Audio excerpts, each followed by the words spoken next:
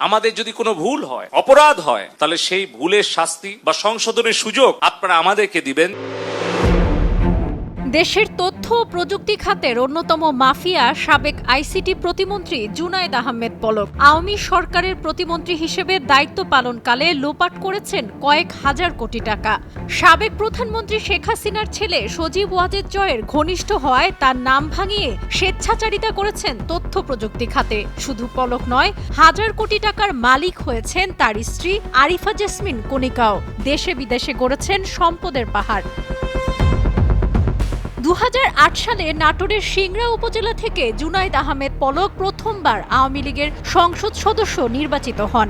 এলাকার আওয়ামী লীগ নেতা ও ব্যবসায়ীদের কাছ থেকে টাকা ধার নিয়ে করেন নির্বাচন। নির্বাচনী হলফনামায় লেখেন 15 শতক কৃষি জমি, ব্যাংকে 50,000 টাকা এবং 60,000 টাকার আসবাবপত্র রয়েছে তার। তথ্য প্রযুক্তি প্রতিমন্ত্রী হয়ে যেন আলাদিনের চেরাগ পেয়ে যান পলক। সজীব ওয়াজেদ জয় ছিলেন প্রধানমন্ত্রীর তথ্য ও প্রযুক্তি উপদেষ্টা। জয়ের সঙ্গে খুব ঘনিষ্ঠ হয় এই সুযোগকে কাজে লাগিয়ে হয়ে ওঠেন স্বেচ্ছাচারী। 5 বছর দায়িত্ব পালনের পর পলকের বিরুদ্ধে দুর্নীতির অভিযোগ উঠলেও জয়ের সুপারিশে সব অভিযোগ থেকে বেঁচে যান। 3 মেয়াদে অনেক মন্ত্রী প্রতিমন্ত্রীর চেয়ার বদল হলেও পলক থেকে যান একই পদে।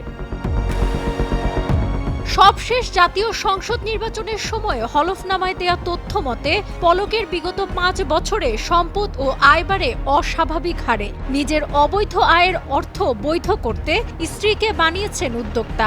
স্ত্রীর নামে সিংড়ায় রয়েছে 300 থেকে 400 বিঘা জমি, ঢাকায় কমপক্ষে 15টি ফ্ল্যাট। পলক ও তার স্ত্রীর নামে সিঙ্গাপুর, মালয়েশিয়া ও আমেরিকায় রয়েছে ব্যবসা প্রতিষ্ঠান ও বাড়ি।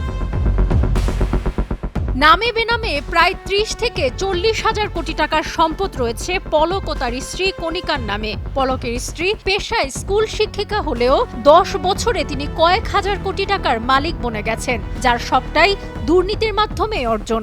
ডিজিটাল বাংলাদেশ তৈরি, A2I প্রকল্প, Sheikh Russel digital lab, Highgate park, IT park তৈরির নামে হাজার হাজার কোটি টাকা লোপাট করেছেন পলক।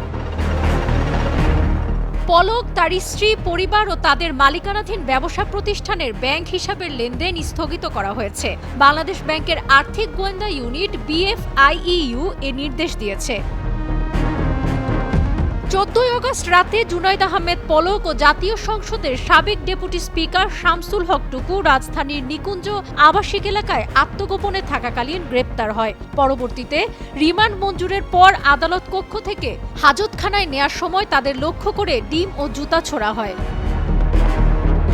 সাবরিনা কাজী, কালের কণ্ঠ।